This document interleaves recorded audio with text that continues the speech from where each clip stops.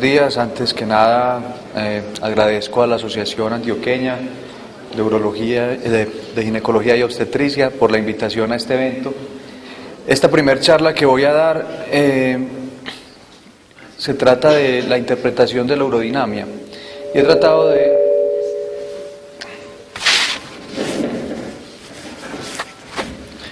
que esta charla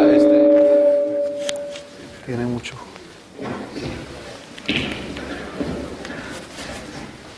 Bueno, esperemos que ya esté todo en orden. Que esté enfocada mucho a la parte de la interpretación de los hallazgos urodinámicos con relación a las diferentes patologías del piso pélvico. Es muy importante que ante un estudio urodinámico, la persona que lo recibe, ustedes en este caso que van a ser quienes escuchen esta charla hoy, puedan tener un punto de vista más crítico frente al análisis de los diferentes estudios urodinámicos que realizamos y que sean capaces de aproximarse a identificar y a determinar qué estudio urodinámico está bien realizado, que se hayan hecho las diferentes exploraciones necesarias para acercarnos al diagnóstico del paciente y que realmente el estudio urodinámico que están recibiendo les pueda ayudar a enfrentar al paciente que tienen, a la patología y que puedan definir algún parámetro terapéutico frente a los resultados que les estamos presentando.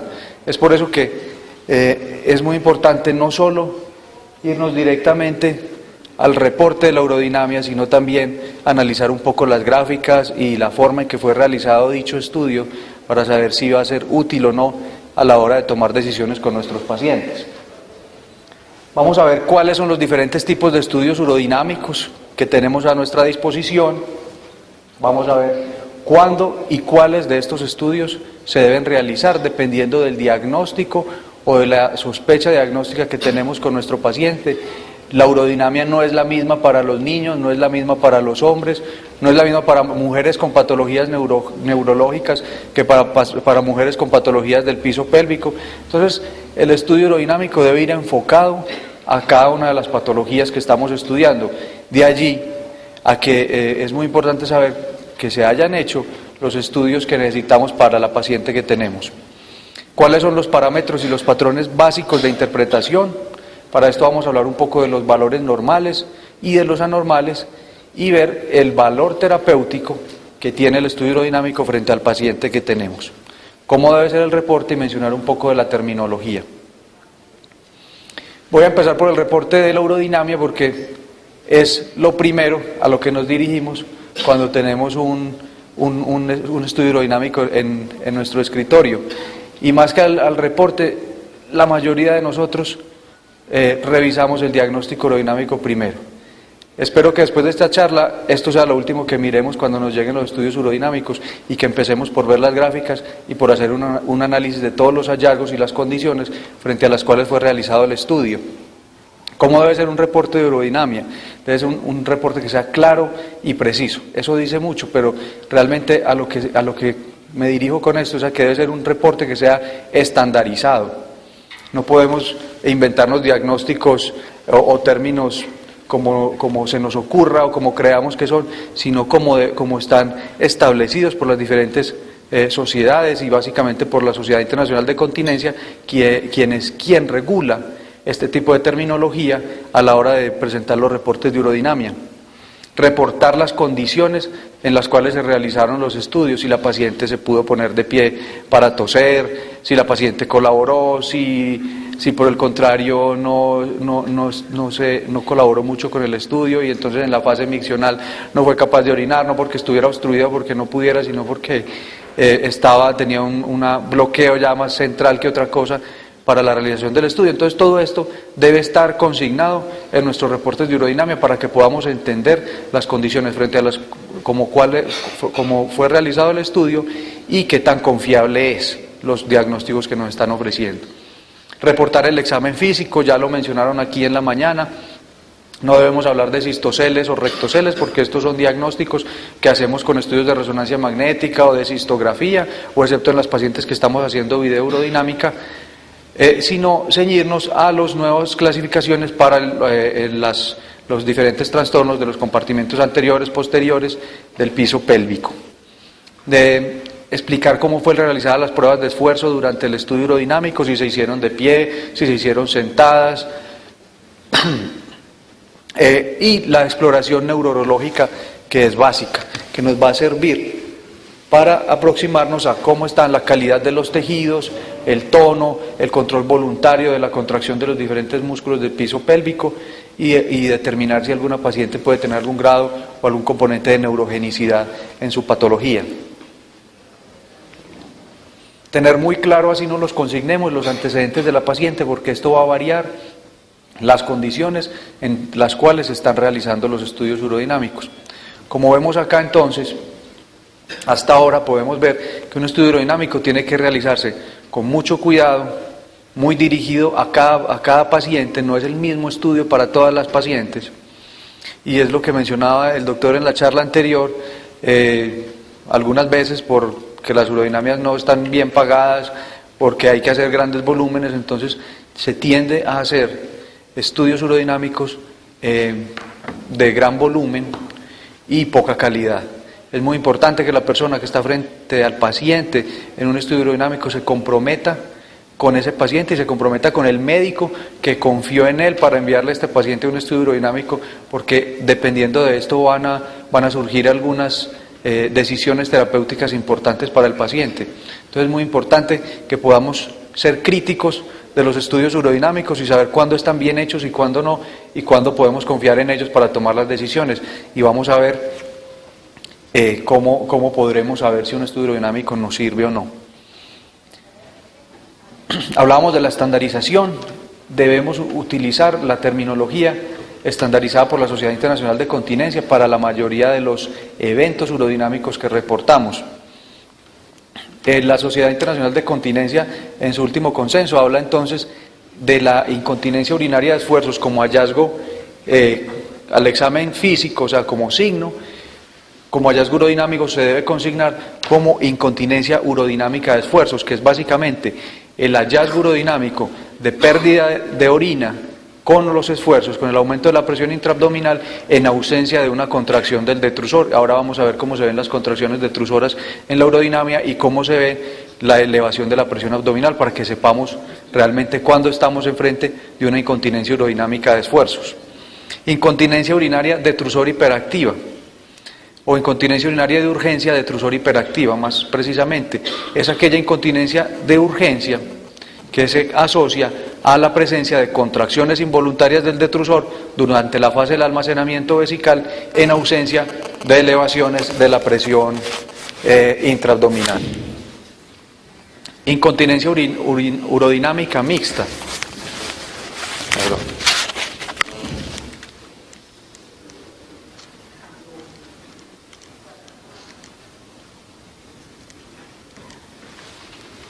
Incontinencia urodinámica mixta es aquella en los cuales los dos hallazgos anteriores a la urodinamia confluyen en una incontinencia urinaria de la paciente, o sea, encontramos escapes de orina asociados a incremento de la presión abdominal en ausencia de contracciones detrusoras, pero que también en algún momento de la fase de almacenamiento vamos a determinar que hay contracciones involuntarias del detrusor, las cuales se asociaron a incontinencia urinaria o escapes de orina. Y la urgencia urodinámica es aquel hallazgo en el cual la paciente se queja de un deseo inminente de orinar en las fases tempranas del almacenamiento, no asociado a otro tipo de condición, o sea, sin contracciones involuntarias del detrusor, que era lo que se denominaba antes urgencia sensitiva. Lo llamábamos urgencia motora cuando había contracciones involuntarias y urgencia sensitiva, que es de la terminología antigua. Entonces, a esto nos debemos ceñir en los reportes de urodinamia, y cuando les lleguen a ustedes estos diagnósticos, ya saben de qué vamos a estar hablando. Ya lo mencionaron toda la mañana, la clasificación del POPQ para los prolapsos, no hablar de rectoceles ni cistoceles, sino de prolapsos o alteraciones del compartimento anterior y posterior, y objetivizarlas de acuerdo a las medidas del POPQ. Sabemos que todo lo que hay para atrás del himen es negativo, lo que hay hacia adelante del himen es positivo, son 9 puntos diferentes, dependiendo si son anteriores o posteriores, y los apicales, que son el C y el D, que cuando la paciente está histerectomizada solo vamos a hablar del punto C y no mencionaremos el punto D, que corresponde al fornix posterior. Estos valores, entonces, los vamos a ubicar en la gradilla, en la rejilla de la Sociedad Internacional de Continencia, y en el estudio urodinámico, en el reporte de nuestros estudios urodinámicos, idealmente debe ir este tipo de clasificación, que nos va a permitir de una manera más objetiva, en estudios posteriores que tenga la misma paciente, poder hacer una comparación de cómo han sido la evolución de esos prolapsos y si tuvo alguna intervención terapéutica esta paciente, cómo impactó positiva o negativamente frente a esta cuantificación de los prolapsos. Entonces es muy importante que el estudio urodinámico en la mujer, que al menos estamos estudiando por patología de piso pélvico, incluya este tipo de clasificación. Estudio urodinámico se define como cualquier exploración en la cual tratamos de determinar la función del tracto urinario inferior, tanto en el almacenamiento como en el vaciamiento. O sea, hacer un diario miccional corresponde también a un estudio urodinámico. Las observaciones que hacemos en el consultorio son estudios urodinámicos también.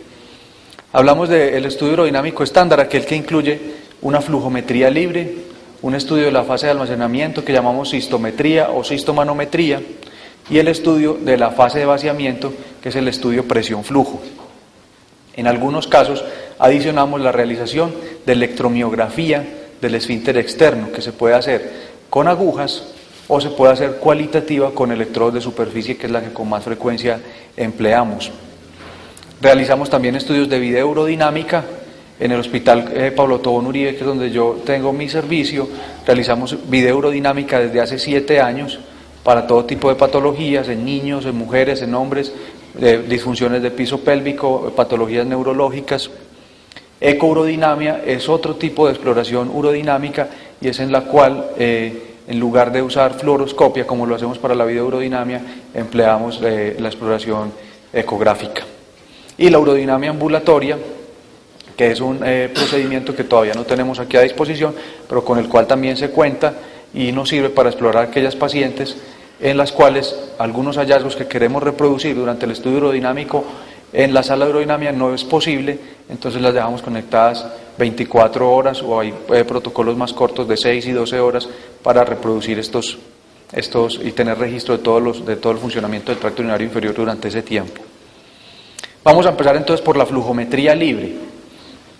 ¿Qué es la flujometría libre? La flujometría libre es un estudio que hacemos en la fase inicial de la exploración urodinámica con la paciente, con un deseo moderado de micción. Estas pacientes no deben llegar al estudio urodinámico con grandes volúmenes miccionales, y es lo que vemos en las ecografías, que sobredistienden la vejiga 600, 700 mililitros y reportan residuos postmiccionales de 200, 300. Obviamente esas fibras musculares del detrusor se fatigaron por la sobredistensión y nos van a dar un residuo postmiccional que no es confiable. Entonces es muy importante que en los estudios de flujometría los volúmenes miccionales estén entre 150 y no más de 500 mililitros.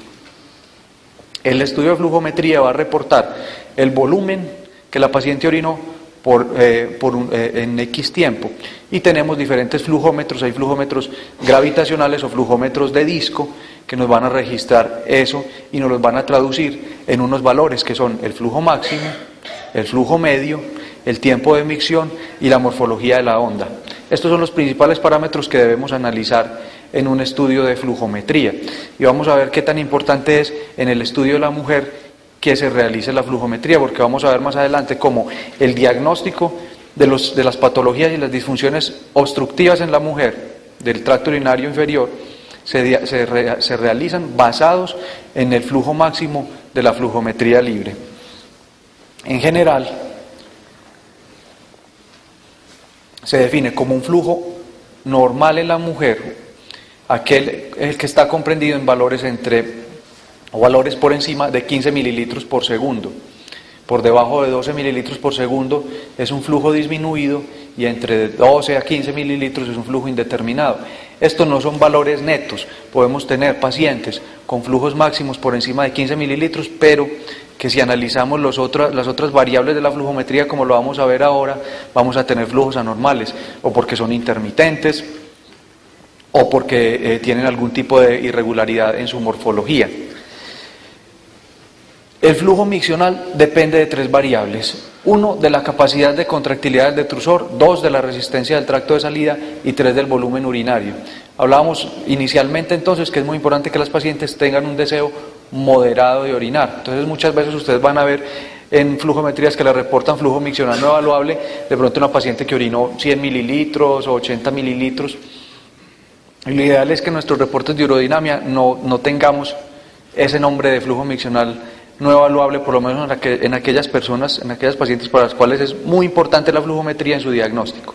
Siempre tratar de esperar entonces que llene un poco su vejiga, mandarla a la sala de espera y repetir luego la flujometría. Por eso digo que a veces esos volúmenes de urodinamia masivos puede llevar a hacer estudios que no son los más correctos.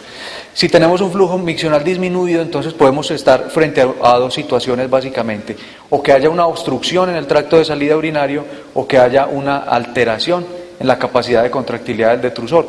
Y eso con la urodinamia, con la flujometría no lo podemos determinar, pero vamos a ver cómo más adelante en el estudio presión-flujo, que es la fase de vaciamiento, vamos a poder saber quiénes están obstruidas y quiénes tienen un detrusor hipocontráctil. Entonces es muy importante tener en cuenta el flujo máximo y las condiciones en las cuales se realiza el estudio de flujometría libre. Esta es una flujometría normal. Hablábamos entonces de lo importante de analizar la morfología de la onda de cara a los otros parámetros de flujometría, no quedarnos solo con el valor neto. No, tuvo 15 mililitros por segundo, está normal, y no analizar lo otro. No, miremos la gráfica, analicemos cómo es la gráfica. Una flujometría libre normal debe dar este tipo de morfología en campana: un flujo continuo que empieza lento, que tiene un pico y luego cae y que alcanza los valores normales de los cuales mencionábamos ahora. Vamos a tener otras pacientes con otro tipo de morfologías en su flujometría libre. Este es un parámetro, un patrón que se llama el hiperflujo o el superflujo, y va a ser importante en el estudio de las pacientes con incontinencia, porque aquellas pacientes con incompetencia esfinteriana usualmente muestran estos parámetros de hiperflujo.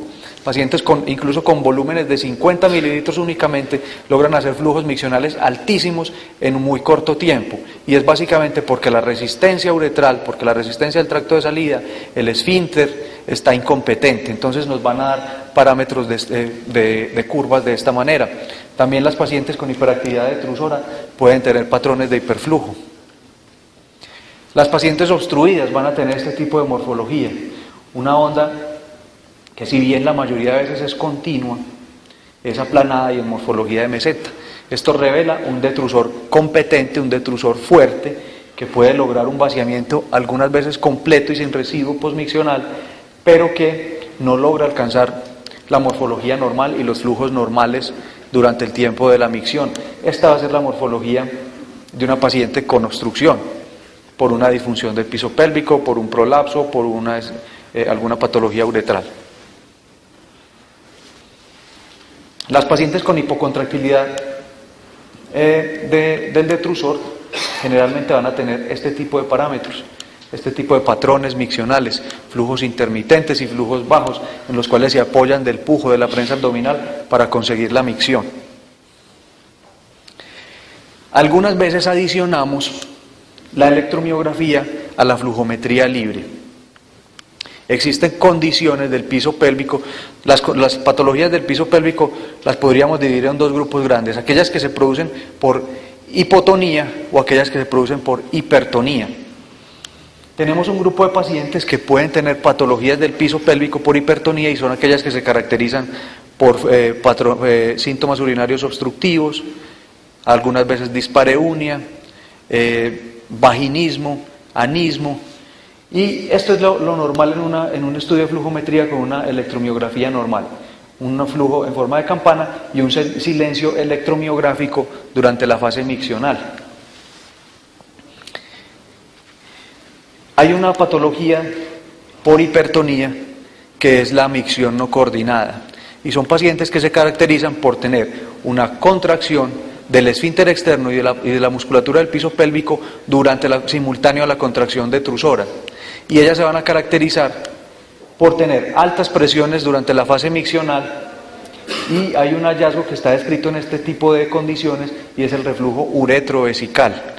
Estas pacientes generalmente van a cursar con infecciones urinarias recurrentes, con síntomas urinarios bajos, frecuencia, nocturia, algunas veces urgencia,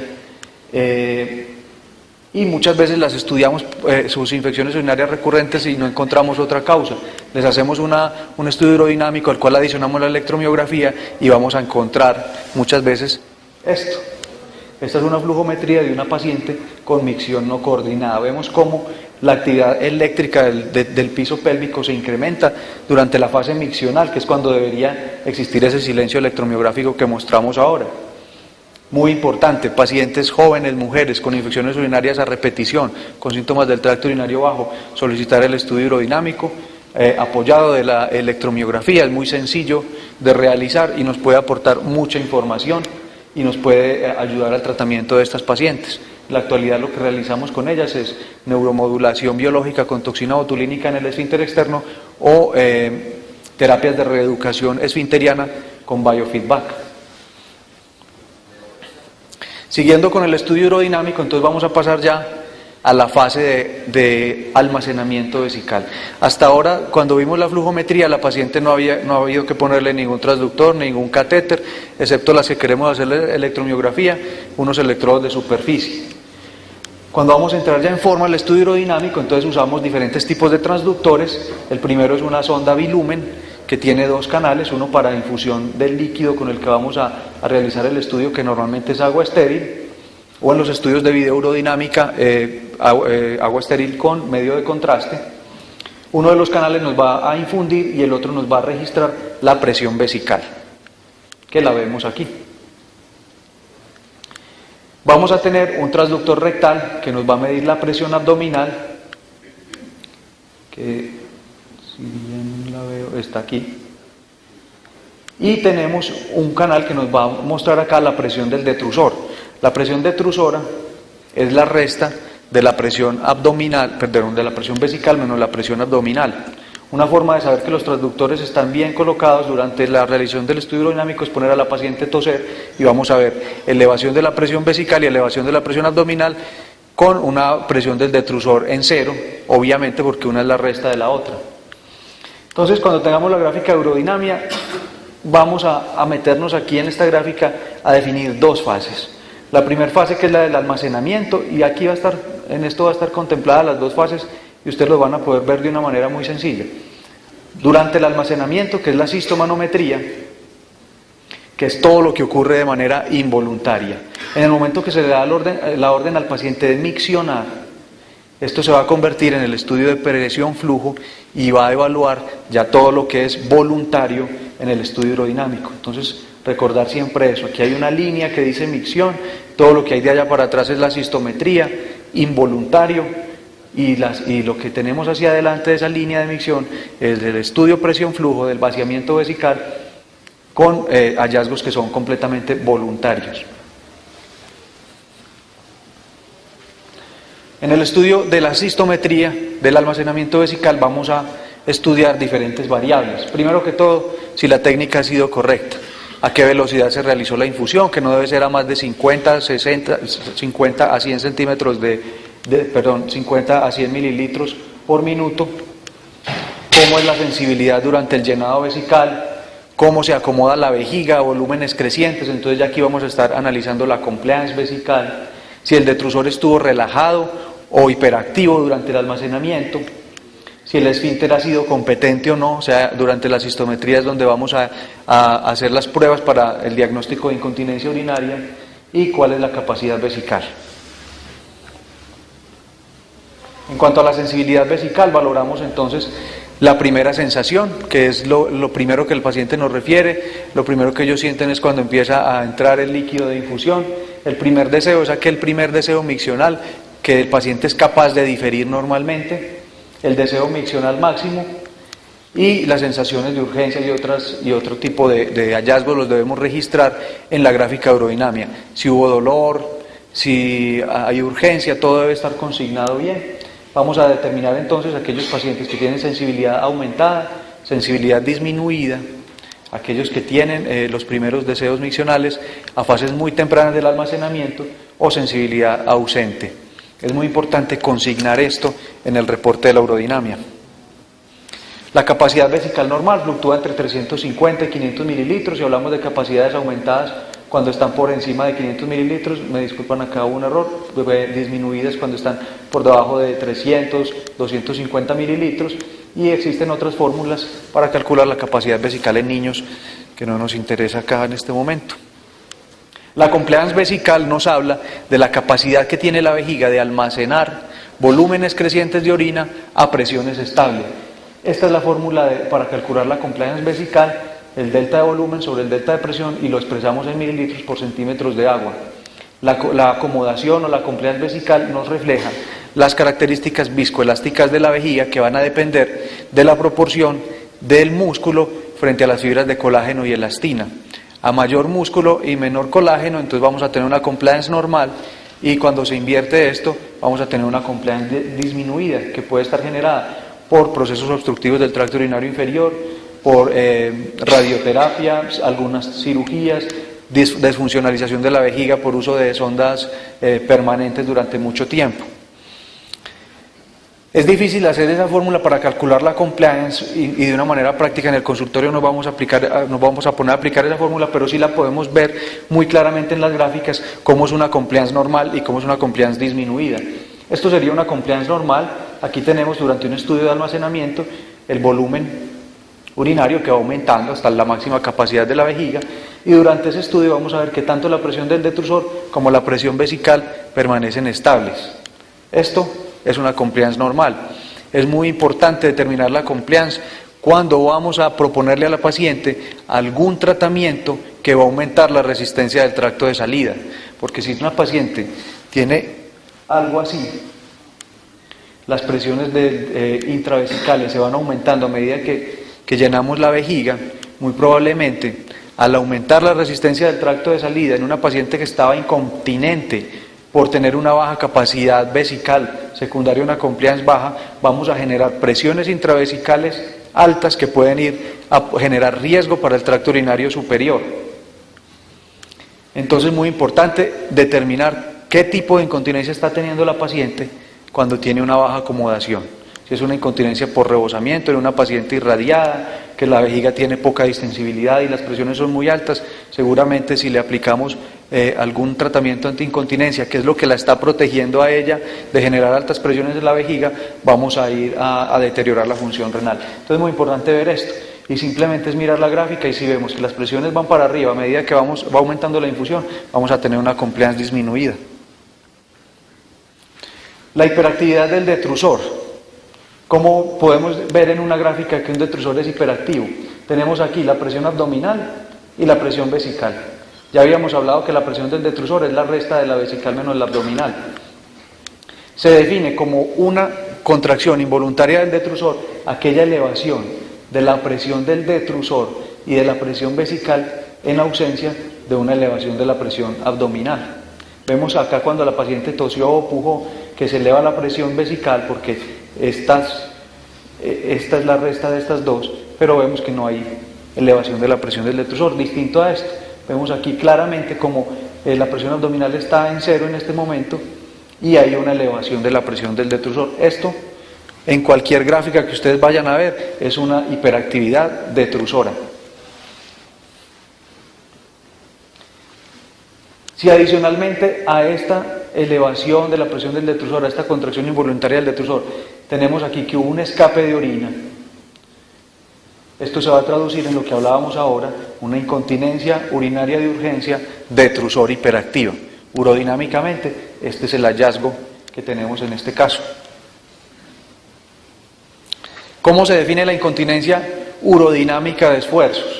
Entonces es el escape de orina que se produce con un incremento de la presión intraabdominal en ausencia de una elevación de la presión del detrusor. Es muy fácil de ver, de analizar y de saber si realmente lo que nos están mostrando es una incontinencia de esfuerzos. Vemos acá la presión del detrusor en cero, una elevación de la presión abdominal y un escape de orina aquí reportado. Esta entonces es la incontinencia urodinámica de esfuerzos. La vemos también aquí ya un poco más aumentada la gráfica. La paciente tosió o hizo una valsalva y registramos un escape de orina. La presión del detrusor se mantuvo estable, no hubo contracción del detrusor, entonces esto es incontinencia urinaria de esfuerzos genuina o pura, o como les mencionaba, incontinencia urodinámica de esfuerzos. Cuando tenemos una incontinencia mixta, cuando se nos suman las dos anteriores, paciente que tose y tiene un escape de orina, pero que adicionalmente en alguna fase del estudio de almacenamiento vemos una elevación de la presión del detrusor y se registra un escape. Recordemos, aquí está la línea de micción, todo lo que hay para allá es la cistometría, almacenamiento vesical, y de aquí para allá va a ser el vaciamiento del estudio presión-flujo. Tenemos entonces unas pruebas que se llaman las pruebas de resistencia uretral que nos permiten aproximarnos, por lo menos desde el punto de vista urodinámico, a la severidad de la incontinencia. Existen algunas otras formas que debemos aplicar para determinar la severidad de la incontinencia, no solo quedarnos con los hallazgos urodinámicos, porque a veces no se correlacionan con los hallazgos clínicos, hacerle el diario miccional al paciente, un PAD test, todo lo que nos permita valorar la severidad de la incontinencia y nos ayude a complementar los hallazgos de la urodinamia son válidos. Dentro de las pruebas de resistencia abdominal tenemos la presión de fuga abdominal o el ALPP descrito por Maguire y los perfiles uretrales, entre los cuales están la presión uretral máxima, la máxima presión de cierre uretral y la longitud uretral funcional, que en este momento están recomendados únicamente para protocolos de investigación, por lo tanto en esto no nos vamos a concentrar. En los reportes de los estudios urodinámicos que ustedes reciben van a encontrar siempre al final que medimos la presión de fuga abdominal. ¿Y qué es la presión de fuga abdominal? La presión de fuga abdominal es la presión intravesical a la cual se produce el escape de orina en ausencia de una contracción del detrusor. Vemos acá lo que hablábamos ahorita, presión del detrusor en cero, elevación de la presión abdominal y calcular los centímetros de agua a los cuales se produce este escape, esa es la presión de fuga abdominal o el ALPP. Nos volvemos un poco a recordar la clasificación del doctor Blaivas del 88 y decimos, bueno, esta clasificación se hizo basada en videourodinamia. Entonces, ¿por qué diablos cuando yo recibo mi estudio, mi reporte de urodinamia, me están hablando de una clasificación de Blaivas si a esta paciente le hicieron una incontinencia, una urodinamia estándar, no le hicieron videourodinamia? ¿De dónde salió que tiene una tipo 2 o que tiene una 2A o 2B?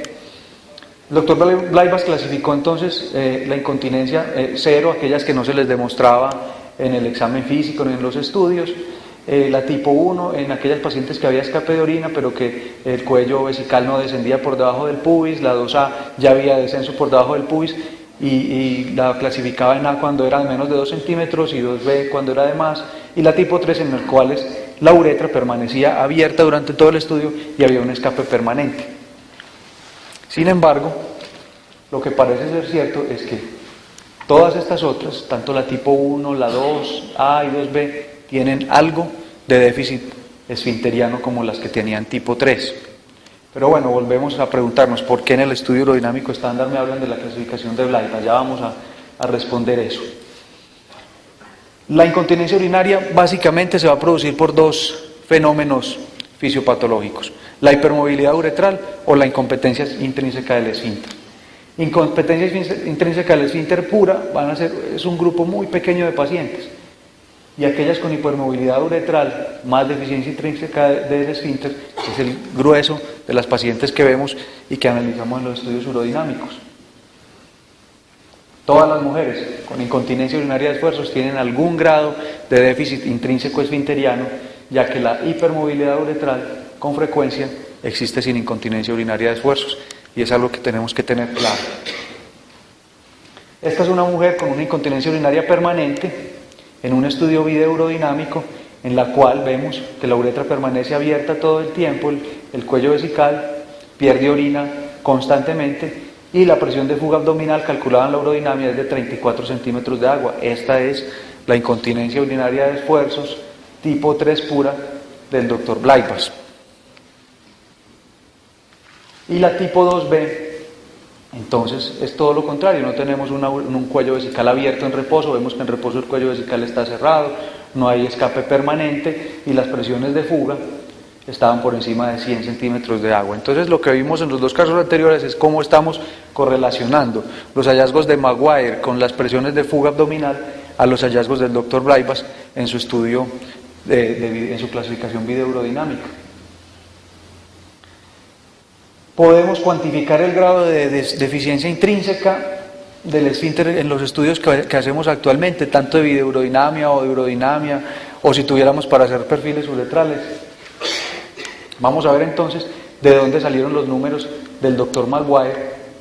Él presentó un estudio de 125 pacientes en las cuales tenían presiones de fuga por debajo de 60 centímetros de agua, aquellas pacientes con una pérdida continua de orina, incontinencia tipo 3 cuando las realizaban la videourodinamia, incontinencia tipo 3 de Blaivas.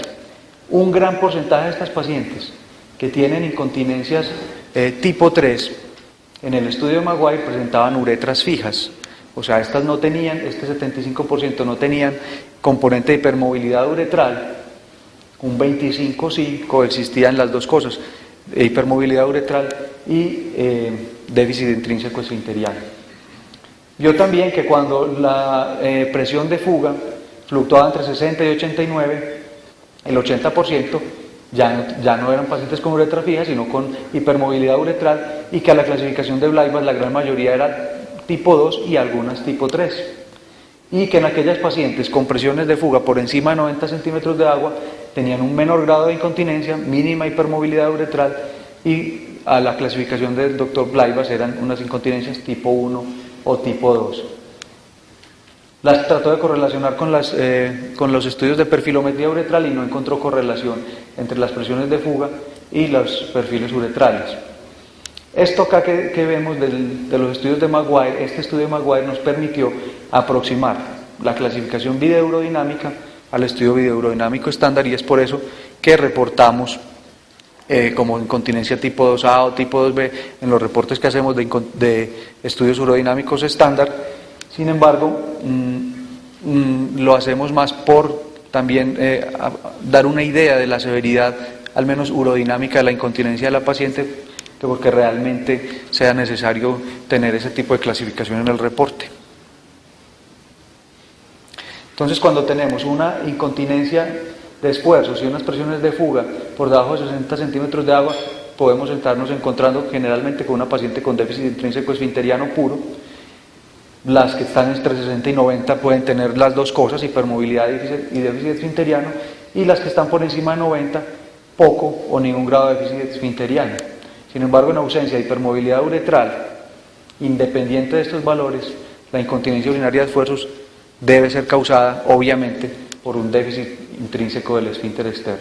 La tecnología actual no nos permite distinguir con precisión entre hipermovilidad y déficit intrínseco, o qué grado de déficit intrínseco del esfínter tiene una paciente con hipermovilidad uretral, pero estas variables de presiones de fuga nos continúan siendo útiles para aproximarnos un poco a la severidad de la incontinencia de la paciente.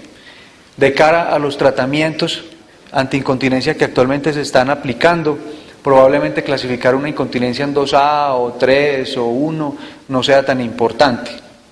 Por eso es que quiero que en esta charla veamos todos los otros parámetros urodinámicos que nos pueden influir en el tratamiento y en los resultados posteriores en las pacientes que le realizamos urodinamia.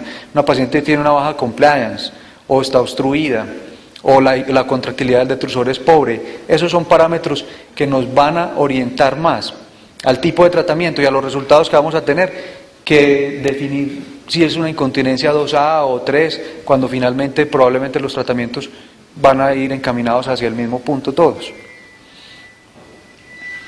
En cuanto a la urodinamia y los prolapsos, ¿cuáles son los hechos que tenemos ahora?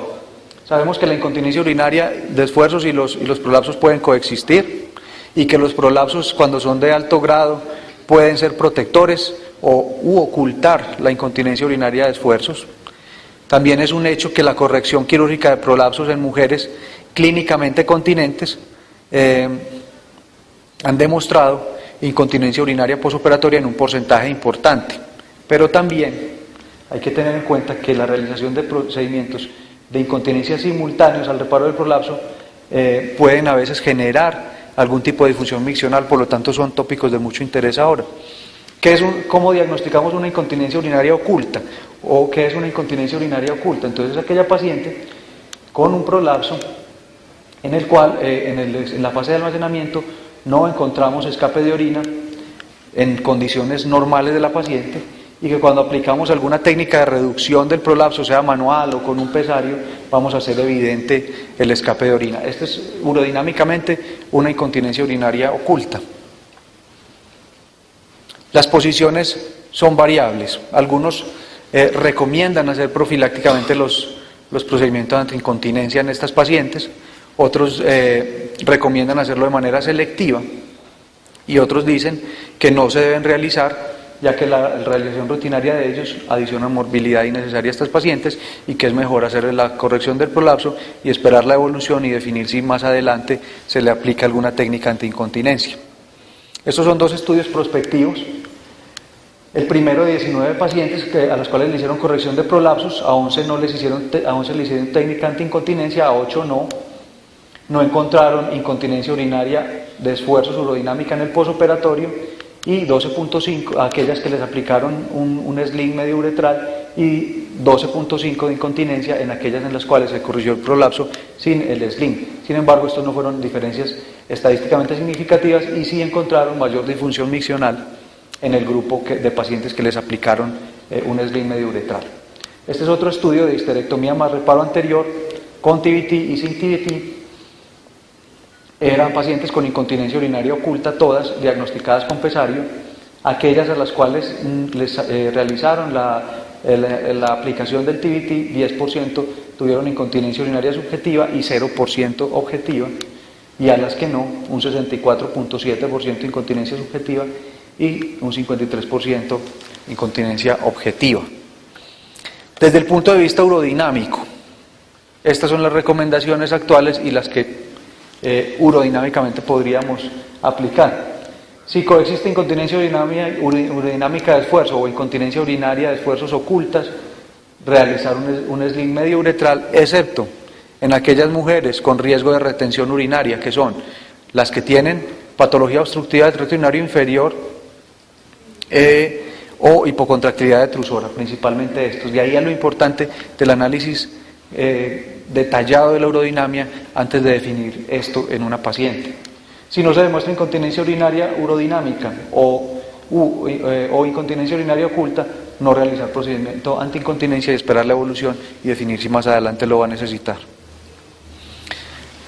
Vamos a pasar a la última parte del estudio urodinámico, que es la fase del vaciamiento. Recordemos entonces la gráfica: desde la línea de micción hacia atrás es la cistometría, almacenamiento, y de la línea de micción hacia adelante es el estudio de presión-flujo o el estudio del vaciamiento vesical. Nos permite entonces, mediante la correlación entre el flujo miccional y la presión detrusora de vaciado, determinar si una paciente tiene obstrucción o su detrusor es hipocontráctil. Podemos adicionar también electromiografía a esta fase para aproximarnos un poco a la causa de la obstrucción, e igualmente por la vía urodinámica podríamos determinar precisamente qué es lo que está obstruyendo a la paciente. Vimos entonces en la primera parte de la charla que había algo que llamábamos uroflujometría o flujometría libre, que es simplemente poner a la paciente a orinar y medir el volumen por tiempo. Aquí, además de tener eso, vamos a tener el valor de la presión detrusora durante el vaciamiento. Lo veíamos ahora, de la línea de micción hacia allá, es el estudio presión-flujo. Entonces tenemos los datos de la presión del detrusor y el flujo miccional. ¿Cómo se diagnostica una obstrucción urinaria baja en una mujer? Desde el punto de vista urodinámico, entonces tenemos pacientes con bajos flujos miccionales, por debajo de 12 mililitros por segundo. Ahora vamos a ver los criterios para diagnóstico, pero a grosso modo es esto: bajos flujos miccionales y altas presiones de vaciado. Detrusor que se tiene que contraer de manera muy potente para lograr unos flujos bajos. Esta es la curva clásica de una obstrucción en la mujer. El diagnóstico de obstrucción en la mujer hasta hace unos años era bastante difícil, lo continúa siendo, y más el diagnóstico de hipocontractilidad, ya que las mujeres vacían su vejiga a veces con presiones que no alcanzan los 5 centímetros de agua. Pero el doctor Blaivas y Rhodes lograron diseñar un nomograma que nos permite aproximarnos al diagnóstico de obstrucción en las mujeres, y este nomograma dice que el diagnóstico de la mujer se basa en flujometría, en flujos miccionales por debajo de 12 mililitros por segundo, pero miren esto tan importante, son flujos miccionales tomados de la flujometría libre. De ahí lo importante que el estudio hidrodinámico cuente con una flujometría libre para poder diagnosticar la obstrucción. Entonces, flujo por debajo de 12 en flujo libre y presiones del detrusor en el vaciamiento mayores de 20 centímetros de agua. En resumen, bajos flujos en la flujometría libre y altas presiones de vaciamiento. No diagnostica hipocontractilidad este nomograma. Y lo podemos ubicar, graficar de esta manera. Vamos a tener pacientes que vemos acá, flujo libre por encima de 15, o sea, un flujo normal, 28 mililitros por segundo, pero con presiones del detrusor altísimas, que no deberían ser de más de 20 centímetros de agua. Entonces, este es el caso de una paciente con un flujo normal, pero que está obstruida. Nuevamente, analizar bien las gráficas, revisar, que no nos digan las cosas como no son, ser un poco críticos de todos estos estudios y saber cuándo están bien hechos o no. Finalmente, 2 diapositivas sobre la videourodinamia. Contamos con ella en la ciudad desde hace 7 años. Es un estudio que nos permite integrar de manera simultánea los resultados funcionales del estudio del almacenamiento y del vaciamiento vesical de la urodinamia con los hallazgos de la cistografía. Entonces nos permite ver cómo algún cambio funcional repercute en la anatomía del tracto urinario inferior, o viceversa, cómo una alteración anatómica repercute sobre la función del tracto urinario inferior. Es un estudio muy completo de toda la fisiología del tracto urinario inferior y que nos va a aportar demasiada información. Este, por ejemplo, es el caso de una paciente con un prolapso importante, con un cistocele grande. Vemos acá, aquí podemos decir claramente que es un cistocele, quien no logra vaciar efectivamente y tiene que pujar y hacer fuerza y un montón de esfuerzos para generar un flujo miccional muy bajo. Si fuéramos a analizar por videourodinamia los diferentes patrones o las diferentes etiologías de la obstrucción en la mujer, nos podríamos encontrar básicamente con 6 patrones como estos. 1. La paciente que tiene obstrucción en el cuello de la vejiga. 2. La paciente con una obstrucción por hipertonía del esfínter externo, lo que vimos al principio, micción no coordinada. Vemos acá cómo se amputa aquí la uretra a nivel del esfínter externo. 3. Pacientes con hipertonía de los músculos del piso pélvico, es un poco más abajo la obstrucción. 4. Pacientes con una verdadera estrechez uretral. 5. Pacientes con patrones mixtos, obstrucción del cuello vesical y obstrucción a nivel del esfínter externo. Y uno muy común, pacientes con prolapsos grandes, en las cuales algunas veces nos encontramos en estudios videourodinamicos inclusive, reflujos vesicoureterales por las altas presiones miccionales, o en estudios de urografías excretoras con hidroureteronefrosis. Esto era lo que traía hoy para comentarles de la urodinamia. Muchas gracias.